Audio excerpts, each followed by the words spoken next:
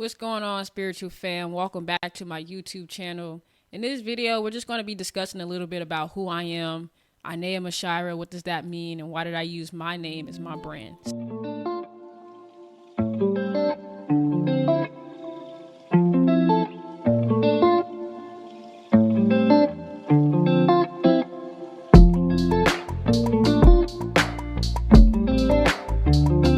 My name, Inayah Mushirah, is a very powerful name, and I wasn't sure where I wanted to go with my brand, but I knew I always wanted a brand that was me, whether that was my first and last name or somehow I wanted my name tied into my brand. My first name is really powerful because it means to care, to help, and protect. And my middle name is also really powerful because Mushirah means one who guides. Before I got my logo created, I wanted to make sure that I was going to create a logo that will last with me throughout the years of my journey and whatever this becomes and whatever this develops to. Whether that's into a clothing line, which I am working on right now, my podcast. I'm in school right now to get certified as a life coach, public speaker. Everything that has to do with helping people is who I am, and I embody that, and my name completely embodies that. So I asked my brother what he thought about Inayah Jenkins, and he was like, and I was like, what about Inayah Mushirah? And he was like, that's unique, and I agree with him. I have a very unique, powerful name that I don't think was given to me on accident. So on all of my platforms, YouTube, TikTok, Instagram, I'm eventually going to go to like Spotify and all of the other streaming apps. Everything is going to be Inayah Mushirah. I remember having a conversation with someone and they asked me like, how did I start my journey? And I'm only in the beginning stages of this journey, and what advice I would have for them in starting like their own journey. And my advice is pretty simple. Just do it. Like, don't think about what other people are going to say, how other people perceive you, or how they might have perceived you when they're having a hard time letting that go, seeing you develop and flourish into who you're now becoming, which may be your higher self. Just be you and always do what makes you feel happy at the core of you. And I feel like a lot of times it's easy for us to get caught up in like the social structures and the social medias and all these voices coming from all different areas. And at the end of the day, the only thing that matters is what makes you happy, what fulfills you. And I remember a long time ago, my mom told me I had the gift of gab. So that means I talk a lot. And I do love to talk. You might see me in social settings not talking. When it comes to deeper levels of conversations that's not surface leveled, I love to get into it, and I love to have those deep conversations, and I love to help people. I've been doing that since I was a teenager. Honestly, I've been coaching and training and working with people, which is now at this point in my life, that's what I do on a professional level. On a professional level, I'm a regional training manager. I develop people. I help them get to where they need to get to. The beauty when it comes to helping people is that it's about who you currently are and the characteristics that you need to fix within yourself and embodying that person that you want to become.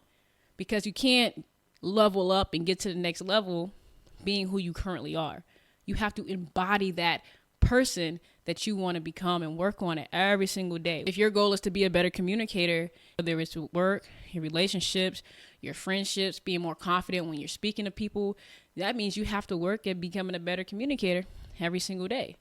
If your goal is to be a CEO, right? If your goal is to be somewhere in my position, an executive, you have to embody that position. You have to embody that person. My recommendation is always go find someone who kind of resembles, the person, or they have characteristics that you want. For instance, I like Oprah, and I'm going to be on her show one day. So we just going to put that out there into the universe. Me and Oprah going to meet. But I like Oprah. I think that she's a well put together lady, a black woman that, I can look up to, and a lot of young black women and men, we can all look up to her. When I watch how she talks to people and how she does her shows and how she articulates her questions, it makes me sit back and look at myself like, okay, I can work on that, right? I can take something away from that. I can tweak my presentation a little bit more.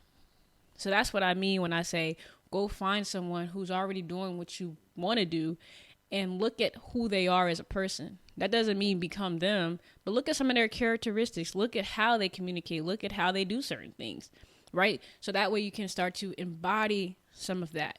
When I was asked, how did I, start my journey, a podcast, and like just the different things I'm doing. This isn't stuff I've ever done before, but it's things I've kind of wanted to do. I never thought that I would get into podcasting, but like through my darkest moments is what brought me to these points, right? Because I went through something that for me was so hard and unexpected to go through.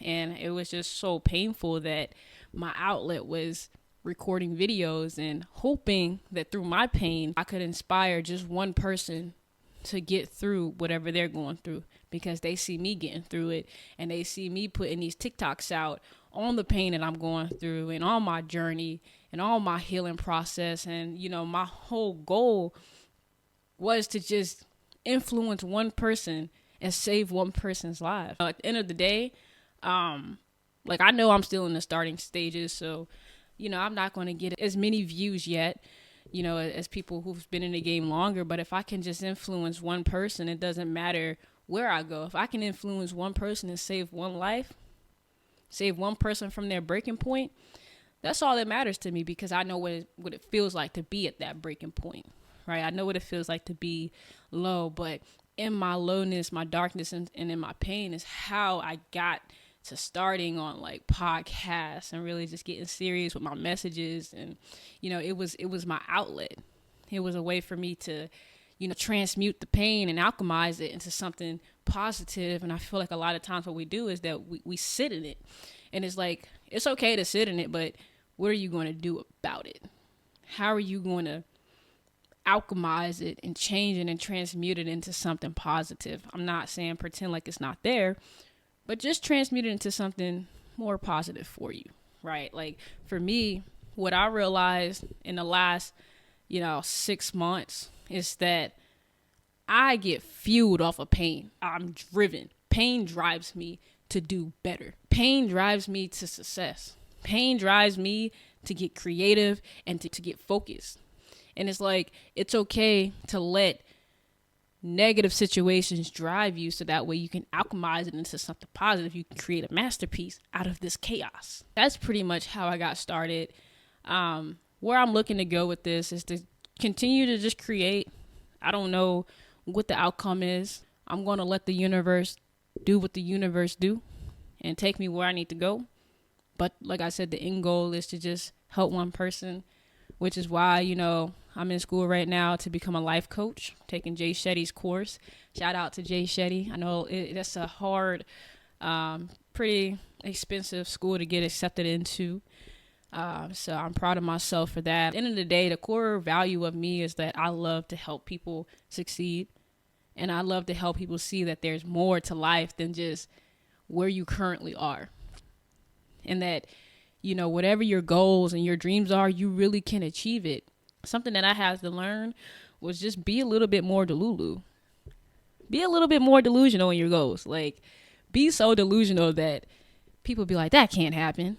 Don't tell me it can't happen, because it will happen, right?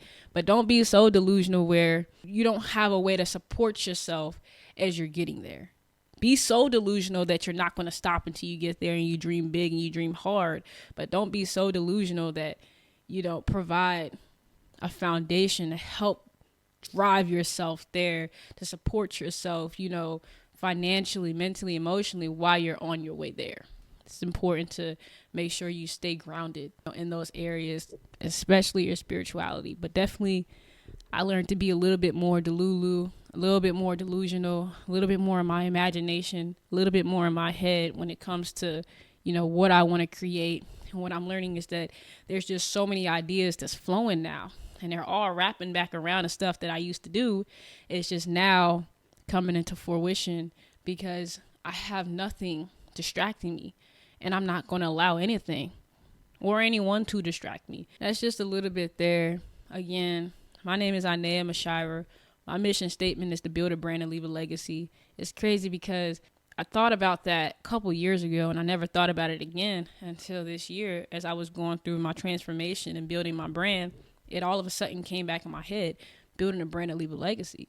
And that's my goal, is to build a brand so strong that when I'm no longer here on this earth, my legacy still stands. When people hear my name, they think of impact, influence, guidance, fun, creativity, positivity. When you hear the name Kobe Bryant, the legacy he left was huge.